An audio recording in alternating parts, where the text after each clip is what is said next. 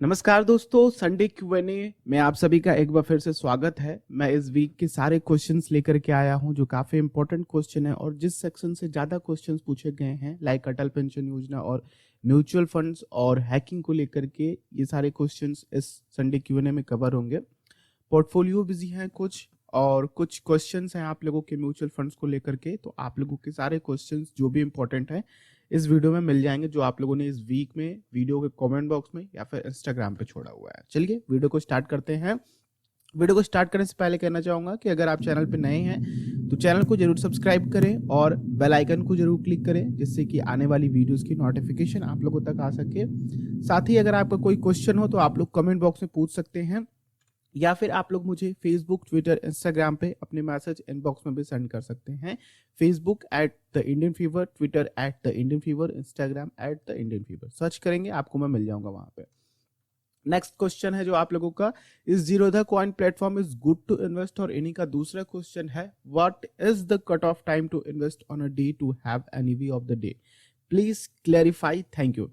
देखिए cut off time क्या होता है कि जब भी आप लोग म्यूचुअल फंड्स खरीदें तो उनमें आप लोगों को यूनिट्स होती है और यूनिट्स की कुछ प्राइस होती है जिसे एनएवी कहा जाता है, नेट एसेट वैल्यू कहा जाता है, ठीक है।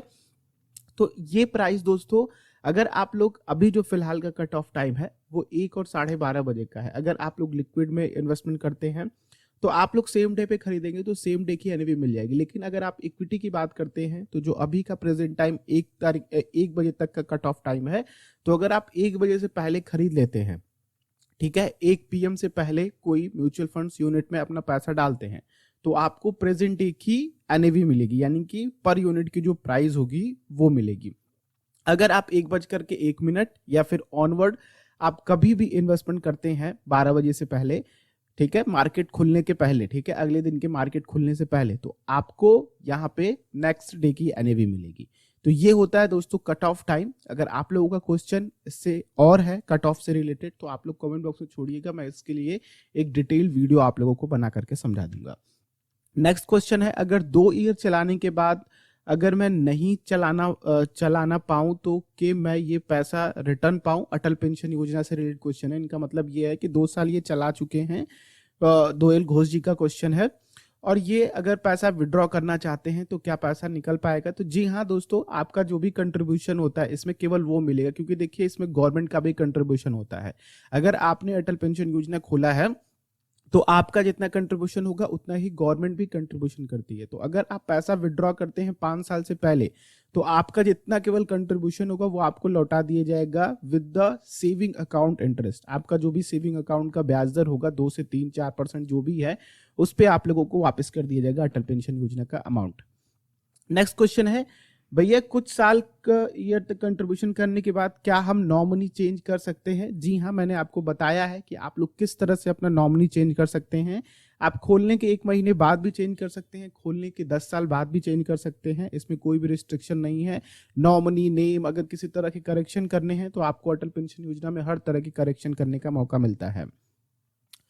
नेक्स्ट क्वेश्चन है कि मेरे खाते में आया है पैसा और मैंने पैसा निकाल लिया है, अब क्या करूं, क्या पैसे वापस करना पड़ेगा क्या, प्लीज रिप्लाई मी। देखिए दोस्तों, ये आप लोगों का कर्तव्य बनता है कि अगर किसी ने गलती से आप में पैसा डाल दिया है तो आपको उसको खर्चा नहीं करना है, एक इंसानियत दिखाइए आप लोग और उनको पैसा वापस कर दीजिए अगर किसी की डिमांड आती है। क्योंकि कई बार हमारे पास जो वीडियोस बनी हैं उनके कमेंट बॉक्स में ये क्वेश्चंस आते हैं कि हमारा पैसा यहाँ पे गलती से ट्रांसफर हो गया है और वो अब मेरा पैसा नहीं दे रहा है, मैं किस तरह की कार्यवाही करूं, कैसे मुझे पैसा वापस मिलेगा। तो देखिए दोस्तों, उसके पास तो बहुत सारे राइट्स हैं अपने पैसे वापस लेने के, तो आप लोग अपनी इस पंचड़े में फंस करके अपना दिमाग मत खराब कीजिए। अगर आपके पास कुछ पैसे आ गए हैं किसी के गलती से तो आपको उनको वापस कर देना चाहिए, और अगर आपने निकाल करके खर्चा कर दिया है तो आप पैसे दोबारा से उसमें डिपॉजिट कर दें अपनी तरफ से और बैंक से कहें कि ये मुझे लगता है कि गलती से आ गए हैं, जहां से भी ये पैसा आया उनसे कांटेक्ट कीजिए, अगर उनका पैसा है तो उनको वापस कर दीजिए, ठीक है। तो ये आप लोगों का कर्तव्य बनता है, एक दूसरे को सपोर्ट करके चलिए। किसी का पैसा खा करके आप 2 दिन 4 दिन 1 साल 2 साल तक सुखी रहेंगे, लेकिन फिर उसके बाद क्या करें, अगर वो आदत रहेगी तो वो आप लोगों को फिर आगे चल करके परेशानी ही देगी, ठीक है। तो अगर किसी का पैसा आप लोगों के अकाउंट में गलती से आया है तो आप लोगों को उनको वापस कर देना चाहिए। नेक्स्ट क्वेश्चन है सोनिया गुरु जी का, मैंने 7.1% पे अकाउंट ओपन किया और 5 साल बाद अगर 7.9% इंटरेस्ट होगा तो मुझे 7.1 या 7.9% का इंटरेस्ट मिलेगा। तो इनका कहना यह है कि जो वेरिएबल इंटरेस्ट रेट जो 3 महीने पे गवर्नमेंट चेंज करती रहती है अपनी तरफ से अपने हिसाब से, तो इंटरेस्ट रेट देखिए पीपीएफ या फिर जो भी योजनाएं हैं पोस्ट ऑफिस की, उसमें जो भी इंटरेस्ट रेट चेंज होते हैं वो प्रेजेंट इंटरेस्ट रेट पे आप लोगों के कैलकुलेशन होते रहते हैं। अगर 7.1 से आपका 6.1 भी हुआ तो उस समय आप लोगों का 6.1 पे इंटरेस्ट रेट कैलकुलेट होगा, ठीक है। अगर 7.9 से 8.9 या फिर 10.9% हुआ तो उसी प्रेजेंट इंटरेस्ट पे आपको कैलकुलेशन मिलेगी उस फाइनेंशियल ईयर में, उस तिमाही पे, ठीक है। तो आपको यहाँ पे परेशान होने की जरूरत नहीं है, जो भी चेंजेस होंगे उसी पे आपको ब्याज दरें मिलेंगी, उसी पे आप लोगों का मैच्योरिटी अमाउंट बनेगा। यानी कि हर साल कैलकुलेट होता हुआ आपका पैसा बढ़ता हुआ जाएगा जिस भी तरह का इंटरेस्ट रेट होगा। अगर आपका कोई कंफ्यूजन हो तो कमेंट बॉक्स में छोड़ सकते हैं, मैं जल्दी से जल्दी इसकी एक डिटेल वीडियो बनाने की कोशिश करूंगा। नेक्स्ट है ब्रो कितने साल तक भरना होगा। इनका क्वेश्चन है कि पीएम श्रम योगी मानधन योजना में कितने साल तक इनको कंट्रीब्यूशन करना होगा। तो देखिए अगर आप 18 साल के हैं तो आपको 42 साल तक कंट्रीब्यूशन करना होगा। अगर आप 30 साल के हैं तो 30 साल तक कंट्रीब्यूशन करना होगा। कुल मिलाजुला करके आप ये समझिए कि आप जिस भी एज कैटेगरी में आ रहे हैं, अगर आप पीएम श्रम योगी मानधन योजना खोलते हैं तो आपको 60 साल तक अपना कंट्रीब्यूशन करना ही होगा, ठीक है। ऐसा नहीं है कि आपने 20 साल में खोला है तो आपको केवल 50 साल तक जाकर के कंट्रीब्यूशन करना है, नहीं। आप चाहे किसी भी एज कैटेगरी में हो, आपके एज में जब तक 60 तक नहीं पहुंचते तब तक आपको इसमें कंट्रीब्यूशन करना होगा। नेक्स्ट क्वेश्चन है कि can me and brother jointly apply for home loan for resale property? Yes, you can apply for resale property or any property. आप jointly होम लोन के लिए अप्लाई कर सकते हैं। बाकी एक चीज आप लोग ध्यान रखिएगा कि आप प्राइमरी ओनर उन्हीं को बनाइएगा जिनकी इनकम अच्छी हो, ठीक है, वरना लोन डिफॉल्ट होने की समस्या ज्यादा रहती है और उनका ज्यादा शेयर्स होता है, ठीक है। जिनके नाम पे प्रॉपर्टी होगी वही प्राइमरी ओनर बनेगा। और दूसरी बात कि जिसकी अच्छी इनकम हो तभी आप लोगों का लोन इशू हो पाएगा, वरना जिसको आप प्राइमरी प्रॉपर्टी का ओनर बना रहे हैं और उसकी कुछ इनकम नहीं है तो फिर हो सकता है कि बैंक आपको लोन ना दे। नेक्स्ट क्वेश्चन है sir my parents income is less than 1 lakh, can I get easily up to 2.5 lakh from HDFC? तो देखिए अगर आप एजुकेशन लोन लेना चाहते हैं, क्योंकि एजुकेशन लोन की वीडियो पे क्वेश्चन आया हुआ है, तो देखिए अगर आप पेरेंट्स की गारंटी पे लोन ले रहे हो, ठीक है, तो वो पेरेंट्स की इनकम को देखेंगे और प्लस आपको 4 साल का मौका भी दिया जाएगा। फिर 4 साल यानी कि जब भी आपका कोर्स कंप्लीट होगा उसके 1 साल बाद आपको एक मौका दिया जाएगा कि आपने जॉब करनी है, आपको किसी भी तरह से एक सोर्स ऑफ इनकम जनरेट करनी है, फिर उसके बाद आपको बैंक को पैसा लौटाना होता है। तो यहाँ पे दोस्तों पहली बात तो आपको 2.5 लाख का लोन मिल जाएगा, क्योंकि अगर मंथली इनकम 1 लाख से कम है तो ऑब्वियसली आप लोगों की सालाना इनकम कुछ और होगी। तो अगर आपकी जो भी सालाना इनकम है वो 70% तक लोन बैंक दे देती है, और जो भी आपकी महीने की इनकम है उसका आधा जो भी प्रीमियम बन रहा है, मान लीजिए 50,000 रुपए आपकी महीने की इनकम है, पूरी फैमिली की इनकम है, ठीक है। अगर आपके पेरेंट्स की 50,000 की इनकम है तो पेरेंट्स केवल 25,000 की EMI तक की लोन मिल सकता है उनको, ठीक है। और इसमें लगभग आप लोगों का 25 से 30 लाख रुपए चला जाएगा, ठीक है। तो इस तरह से आप लोग लोन ले सकते हैं। बाकी आपकी इनकम चाहे कितनी भी हो, अगर आप EMI भरने के काबिल हैं तो आपको बैंक लोन दे देगा। Next, sir I want to buy blue chip fund direct, is it best time for 10 years, please reply me. जी हाँ, ये बेस्ट समय है इन्वेस्टमेंट करने के लिए, क्योंकि अब धीरे धीरे चीजें नॉर्मल हो रही हैं।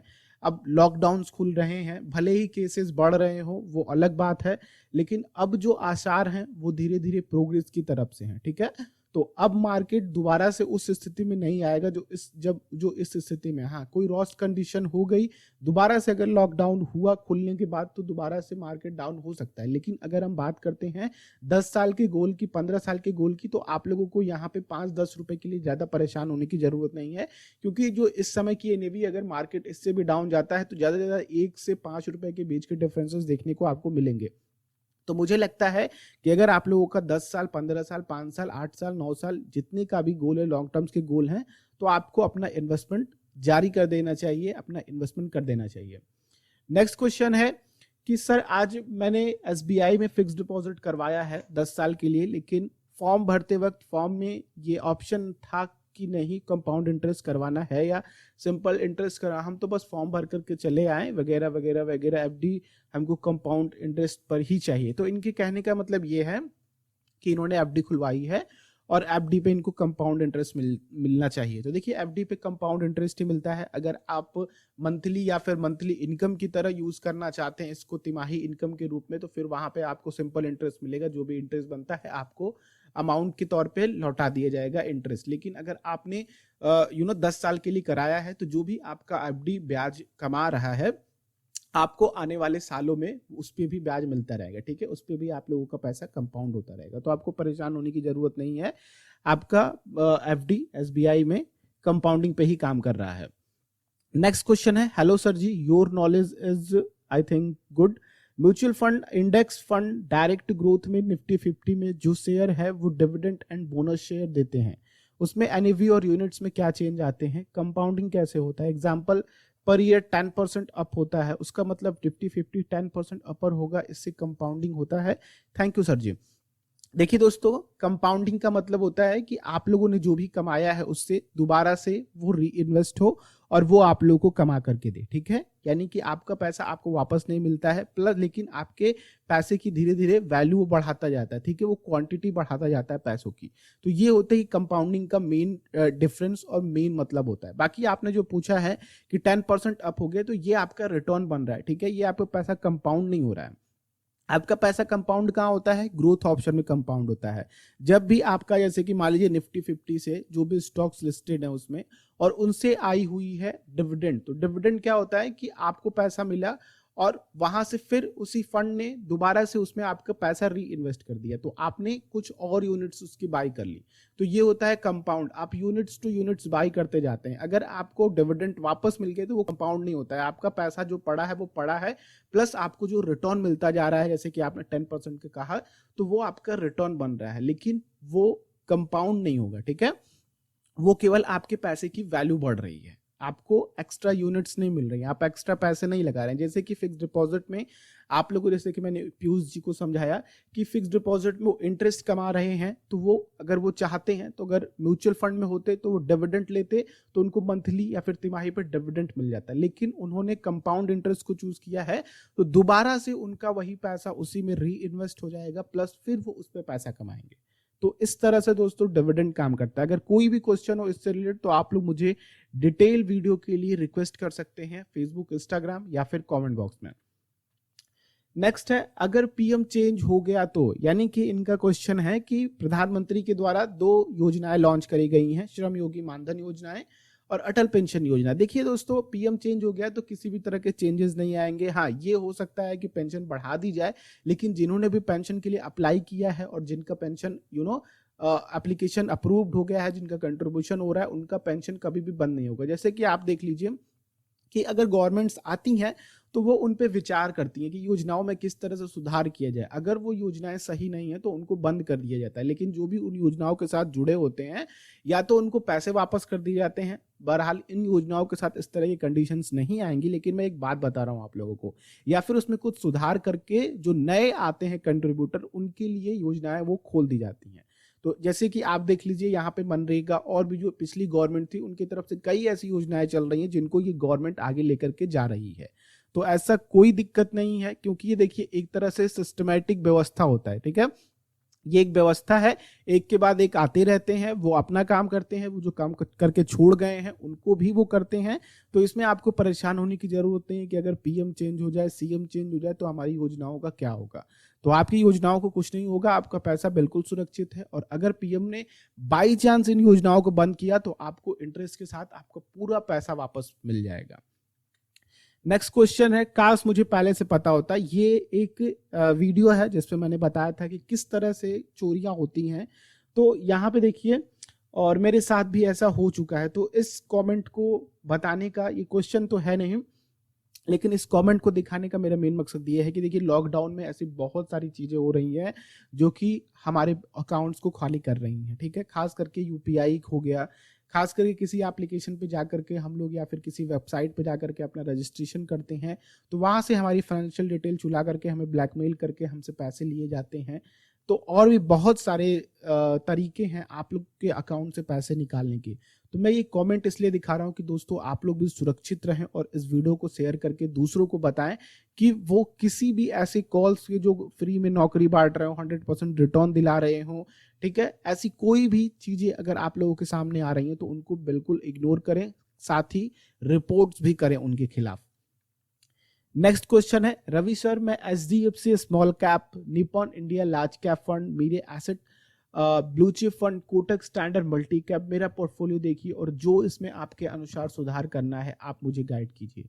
देखिए दोस्तों, अगर आप अपना जो भी इन्वेस्टमेंट किए उसमें अपना कंट्रीब्यूशन नहीं बताएंगे तो फिर मैं किस तरह से अपना सुधार करूंगा। बाकी इनके फंड तो काफी अच्छे हैं, अगर इनका पोर्टफोलियो इनमें पूरे अच्छे तरीके से डिस्ट्रीब्यूट है तो मैं कहूंगा कि कोटक स्टैंडर्ड में आप अपना इन्वेस्टमेंट थोड़ा बढ़ा दीजिए, या फिर कह लीजिए कि आप अपना एडिशनल इन्वेस्टमेंट इस समय कर सकते हैं जितना हो सके, ठीक है। और साथ ही आप HDFC स्मॉल कैप से थोड़ा सा दूर रहें, क्योंकि स्मॉल कैप्स को आने में वापस मार्केट में थोड़ा समय लगेगा, लेकिन रिबाउंड काफी तेजी से होंगे। और अगर आप निपॉन इंडिया में थोड़ा इन्वेस्टमेंट बढ़ा सकते हैं और मीरे में, तो आप इस समय एडिशनल इन्वेस्टमेंट करें। बाकी मैं कोटक में कहूंगा कि आप एडिशनल इन्वेस्टमेंट करें, जिससे कि आपको डाइवर्सिफिकेशन का काफी अच्छा फायदा मिल पाएगा। तो कोटक काफी अच्छा फंड है, निपॉन भी अच्छा है, एसेट भी अच्छा है, मीरे भी अच्छा है। तो आप इन तीनों में थोड़ा थोड़ा अपना कंट्रीब्यूशन के आप एडिशनल इन्वेस्टमेंट कर सकते हैं, एक्स्ट्रा यूनिट्स बाई कर लेंगे तो काफी अच्छा रहेगा आपके लिए। नेक्स्ट है, कृपया मेरे सवाल का उत्तर दे। मैं APY में शामिल हुआ जिसमें 3 साल बाद मेरी NGO में नौकरी लगी है, तो जिसमें मेरा EPF होगा, ठीक है, PPF नहीं, EPF कटने लगा है। तो कृपया बताएं, एक अब मुझे क्या करना होगा, दूसरा मुझे APY का लाभ मिलेगा कि नहीं। देखिए दोस्तों, आपको APY का लाभ मिलेगा अगर आप लोगों ने प्राइवेट जॉब करी है। अगर आपने उससे पहले अटल पेंशन योजना खुलवा रखा है तो आपको लाभ मिलेगा। आप लोगों को परेशान होने की जरूरत नहीं है, आप लोगों को इधर चक्कर काटने की जरूरत नहीं है कि अब मुझे अटल पेंशन योजना बंद करवाना पड़ेगा वगैरह वगैरह इस तरह के थॉट। अगर आपकी गवर्नमेंट जॉब भी लगती है तो आपको अटल पेंशन योजना को बंद करवाने की जरूरत नहीं है। नेक्स्ट, क्या सुकन्या समृद्धि योजना नो रिस्क स्कीम है? Sir please reply. देखिए, ये गवर्नमेंट की तरफ से अपनी बच्चियों को बढ़ावा देने के लिए, ठीक है, जैसे बच्चियों की शादी करने में, पढ़ाई करने में पेरेंट्स को काफी समस्या आती थी, तो इन चीजों से बचने के लिए सुकन्या समृद्धि योजना को लॉन्च किया गया है और ये पूरी तरह से बेटियों पर निर्भर करता है, ठीक है। तो ये योजना पूरी तरीके से सॉवरेन गारंटी के साथ आती है। जो भी आप लोग इसमें पैसा इन्वेस्ट कर रहे हैं, गवर्नमेंट उसके ऊपर पूरी सुरक्षा देती है और आप लोगों का पैसा बिल्कुल सुरक्षित होता है। आप लोगों का बैंक में खुला है तो बैंक में भी आपका पूरा पैसा सुरक्षित है। अगर आपने पोस्ट ऑफिस में खुलवा रखा है तो पोस्ट ऑफिस में भी पूरा पैसा सुरक्षित है। तो बस दोस्तों, आज की वीडियो में इतना ही था। वीडियो देखने के लिए बहुत बहुत धन्यवाद आप लोगों का। अगर आप लोग चैनल पर नए हैं तो इसी तरह की वीडियोस के लिए चैनल को जरूर सब्सक्राइब करें। बाकी आपका कोई भी क्वेश्चन हो तो आप कमेंट बॉक्स में पूछें। आप मुझे the Indian fever Facebook, Twitter, Instagram पे भी फॉलो करके वहां पे क्वेश्चंस को पूछ सकते हैं। बाकी आपका जो भी फीडबैक हो और जो भी मैंने क्वेश्चंस को कवर किए हैं उससे रिलेटेड कोई भी क्वेश्चन आप लोगों के पास आ रहा हो तो आप हमें कमेंट बॉक्स में छोड़ सकते हैं। तो चलिए हम लोग नेक्स्ट वीडियो में मिलते हैं, तब तक के लिए आप लोगों का दिन शुभ हो। जय हिंद।